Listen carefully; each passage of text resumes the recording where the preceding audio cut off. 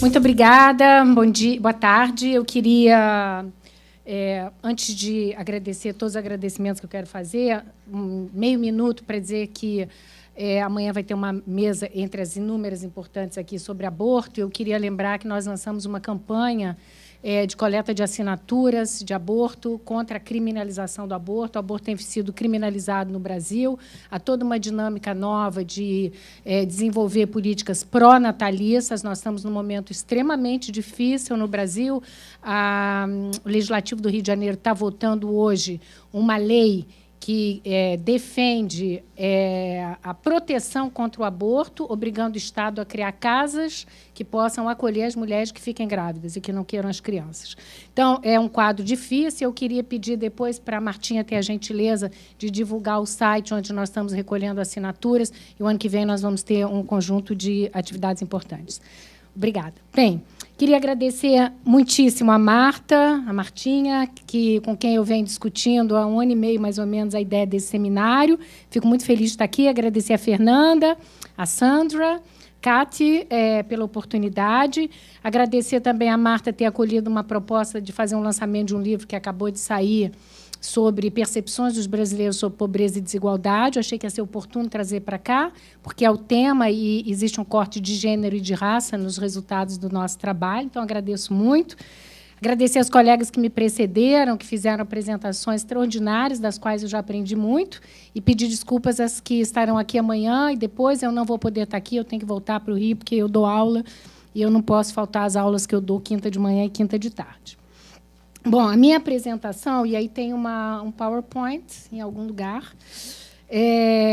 vai tratar justamente, de forma bastante sintética, de um ponto que levantou justamente a Martinha, quando conversávamos sobre este evento, que é sobre o impacto que o Bolsa Família poderia ter no processo de autonomização das mulheres, né?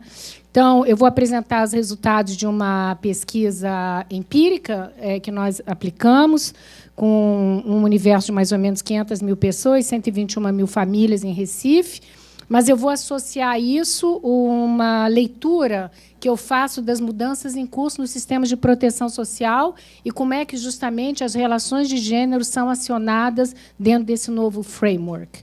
Se eu estiver falando muito depressa, vocês me falam que eu falo mais devagar.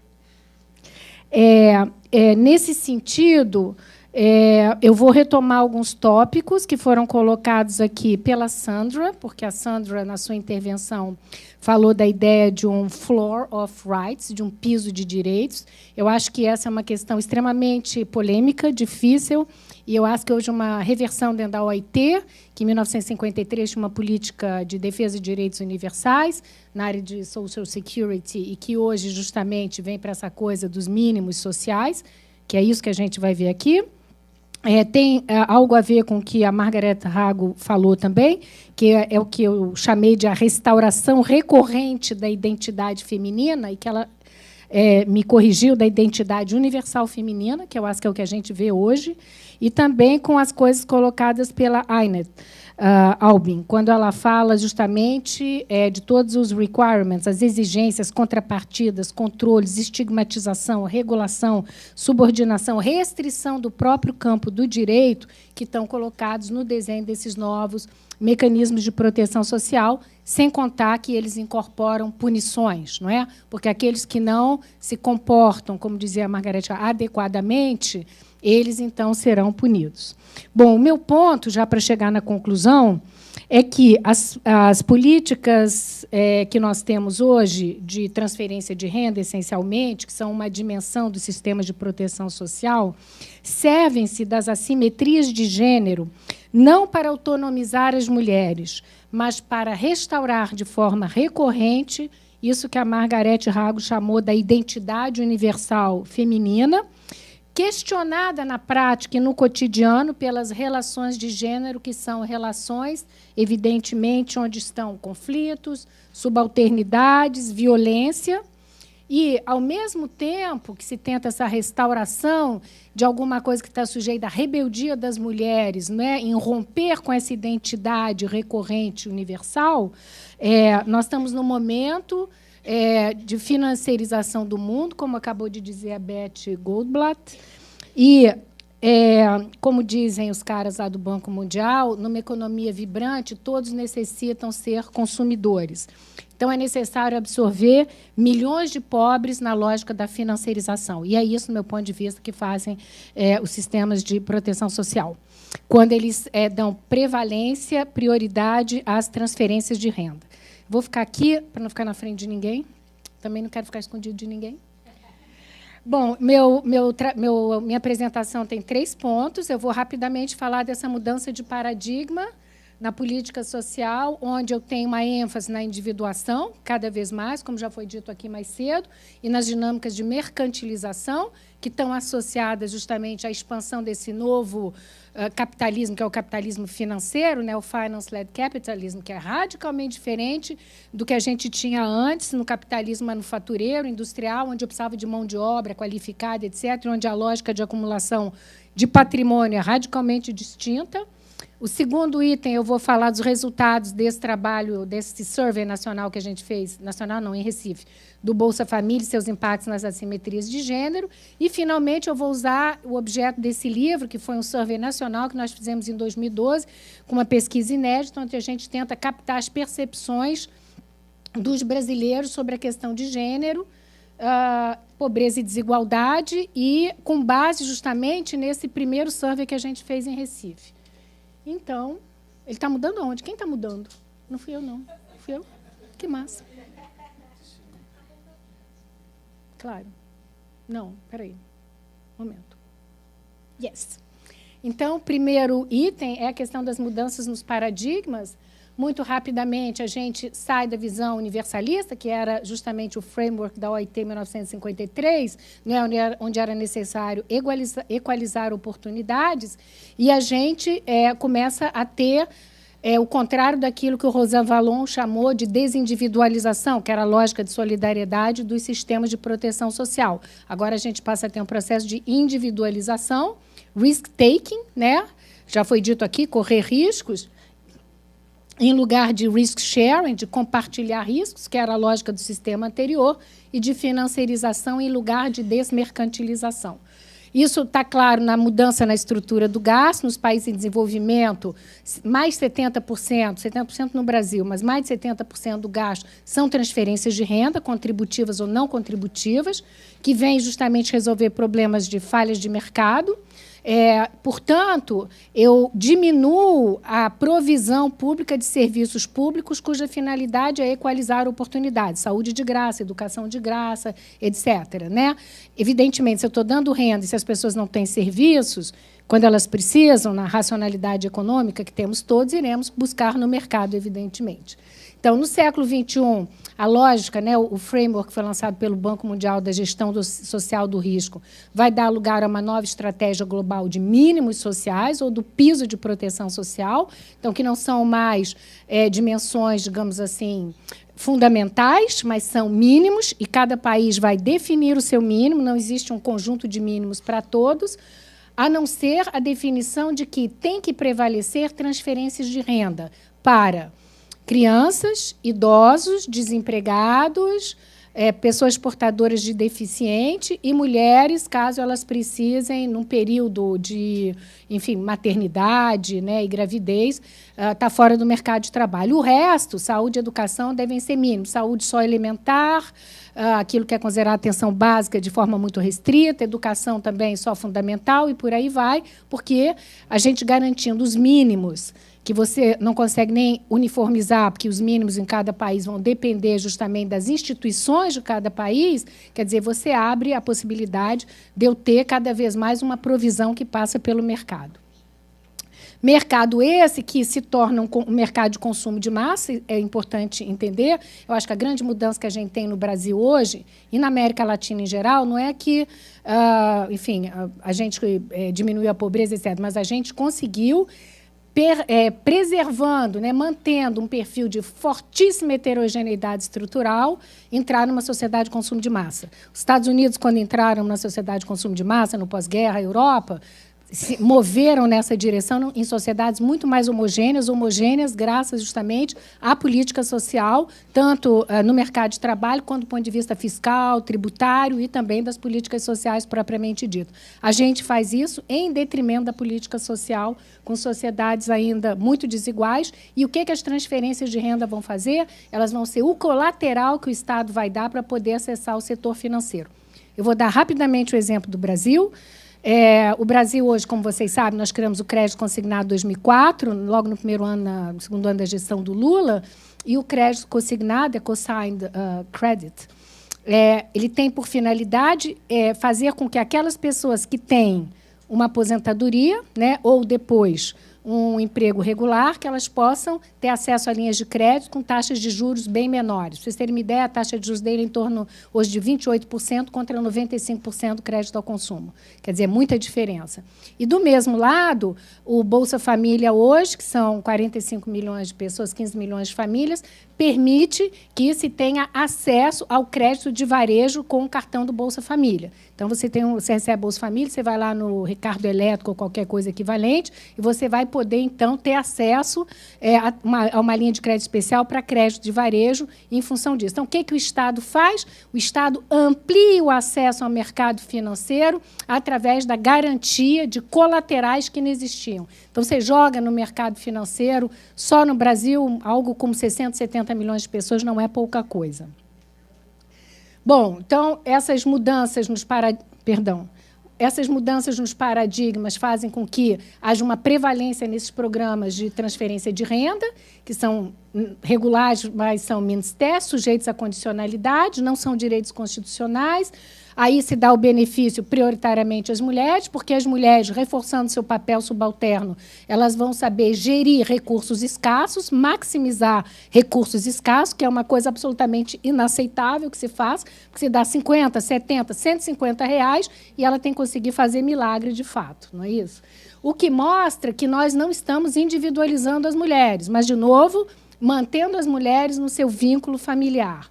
São valores muito baixos, que mais reduzem a intensidade da pobreza do que reduzem a pobreza propriamente dita, e são de grande escala e baixíssimo custo. E, portanto, eles hoje são defendidos, como vimos agora na campanha eleitoral no Brasil, pela esquerda, pela direita, por cima, por baixo, pelo centro. Ninguém é contra programa de transferência de renda, porque é barato, não é? E tem um efeito de mercado extraordinário, né? Então, isso é que a gente tem que entender por que isso prevalece sobre as demandas da população que foi para as ruas em julho de 2013 pedir mais educação, mais saúde, enfim, escolas tempo integral, segurança, porque, evidentemente, o custo disso é infinitamente maior.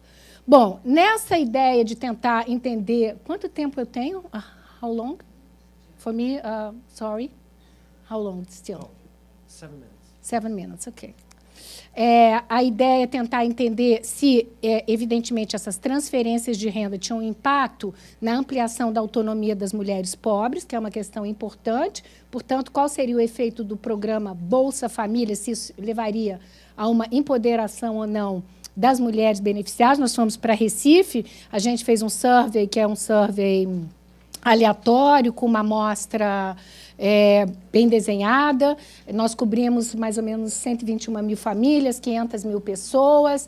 A gente conseguiu ter acesso aos dados do CadÚnico, enfim, fizemos uma amostra bem feitinha e depois a gente conseguiu ir aplicar um questionário que tinha 230 questões.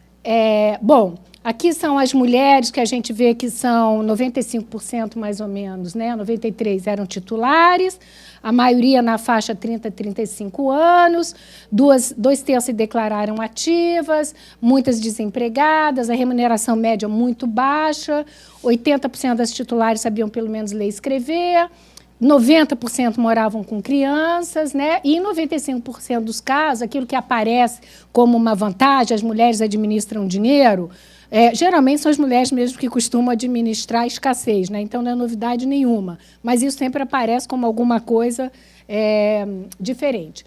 A pergunta, nós aplicamos várias questões, eu vou só mostrar algumas aqui. A gente perguntou se depois que elas recebiam, a gente aplicou a escala de Likert, que é a escala, né, dos gradientes, se ficou mais fácil sair para trabalhar fora depois que receberam Bolsa Família. nós juntamos discorda completamente ou concorda completamente. Você vê que aqui é mais ou menos equivalente, mas eles acham que a relação com os filhos melhorou, porque é mais fácil, né, hoje, em termos de atender as demandas das crianças.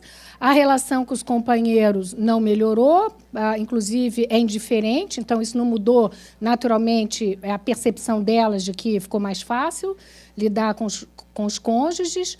As coisas melhoraram, aparentemente, né? Tudo não ficou igual. Não aumentaram tão poucos conflitos em casa, mas elas acham que 90% julgam que, sem dúvida nenhuma, o Bolsa Família não vai dispensar a necessidade do trabalho remunerado. A gente definiu uma série de outras afirmações em que elas tinham que concordar ou discordar. Eu não vou ter tempo de mostrar, senão vai perder muito tempo. Eu queria chegar no final da apresentação, mas eu mandei um texto que já está com a Fernandinha, para quem quiser ver, e onde nós elegemos, então, aquilo que nos pareciam ser as questões importantes, né? Resumindo, 54% concordaram de que ter filhos atrapalha o trabalho remunerado da mulher. É difícil a mulher ter emprego porque tem filhos, ou seja, esse vínculo, né, permanece intacto. 90% concordaram que não ter com quem ou onde deixar os filhos é o que prejudica o trabalho remunerado das mulheres. As mulheres não conseguem trabalhar por causa dessa dificuldade. E, para as mulheres pobres que recebem o benefício, está claro que ele não substitui o trabalho remunerado, nem tampouco garante todas as condições necessárias para que se possa atender a exercer uma atividade remunerada. Ou seja, o Bolsa Família não resolve a contradição fundamental, que é a gestão do cotidiano da família, as relações, quem vai para o mercado de trabalho, quem cuida da criança, onde se deixa a criança, ou seja, as funções. Então, a gente fez um modelo, que eu também não vou ter tempo de explicar, e a gente tentou medir esse efeito sobre a autonomia feminina sendo associada à opção pelo trabalho remunerado, que individualiza as mulheres no âmbito da família. Ou seja, para nós, a autonomia está colocada, se a gente pensa que as relações sociais de gênero são relações assimétricas, onde o confronto, não é, se dá na busca de mais autonomia por parte das mulheres, a gente queria saber se receber o Bolsa Família ampliava o espaço de autonomia dentro de relações que são, evidentemente, conflituosas e antagônicas. Essa era a nossa questão. Tá? E, então, a gente pegou todas as mulheres com mais de 16 anos, evidentemente, e a gente pegou a variável independente ser titular, aplicamos uma série de métodos, e está aqui todas as questões, como é que a gente equacionou, eu não vou ter tempo, mas, resumidamente, todos os exercícios e testes econométricos estão presentes, com todas as medidas, né, os testes de 1% em termos de consistência, etc., mostram, 2 minutos, que não existe efeito Bolsa Família na construção de uma percepção valorizante do trabalho remunerado feminino, tá certo? O que a gente vê foi o seguinte: mulheres que já tinham alguma dotação, algum grau de escolaridade, algum ativo, alguma poupança, a capacidade de agenciamento interno, já fruto da sua compreensão do seu lugar de mulher no mundo, é que fazia com que elas tivessem uma dinâmica de autonomização. Então, o que o Bolsa Família fez foi apenas facilitar um pouco a gestão de um cotidiano bastante perverso e bastante difícil, tá certo? E não receber o Bolsa Família.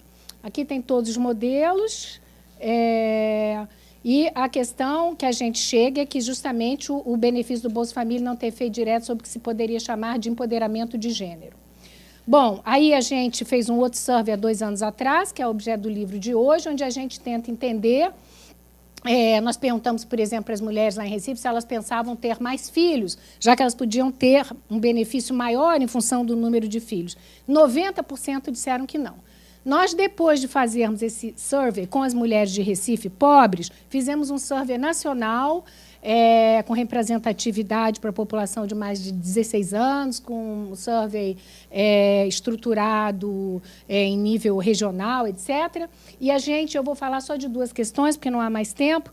A gente, então, foi perguntar para as pessoas, para os brasileiros em geral, perdão, o que eles achavam, se as mulheres que recebiam Bolsa Família, se provavelmente elas teriam tendência a ter mais filhos, já que elas poderiam ter um benefício melhor. Embora 92% delas tenham dito que não queriam ter mais filho, filho era um obstáculo ao seu processo de autonomização, A visão dos brasileiros, e é essa última questão aqui, perguntamos, as mulheres que recebem o benefício não vão querer ter mais filhos?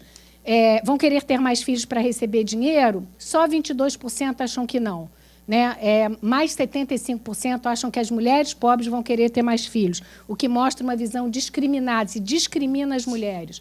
Aqui a outra pergunta era se era necessário manter as condicionalidades sobre as crianças, etc., para poder receber o benefício, e só 5% dos brasileiros pensam que a gente pode suprimir as condicionalidades, ou seja, os pobres têm que ser merecedores de alguma coisa para receber, e, nesse sentido, as mulheres ainda mais fortemente que os homens. Então, objetivamente, o que o Bolsa Família faz é, numa dinâmica de grande conflito, presente, não só do ponto de vista, né, da escassez de recursos, da escassez de dotações, da pobreza, mas de conflitos inerentes à lógica de gênero, que são relações assimétricas, de subalternidade, o que a gente vê é que essa transferência de renda ela vem, de alguma forma, reconfortar um determinado papel que tende a ser colocado pela rebeldia das mulheres quando elas reconhecem o confronto que é viver no seio de relações antagônicas. Então, nesse sentido, que o Bolsa Família faz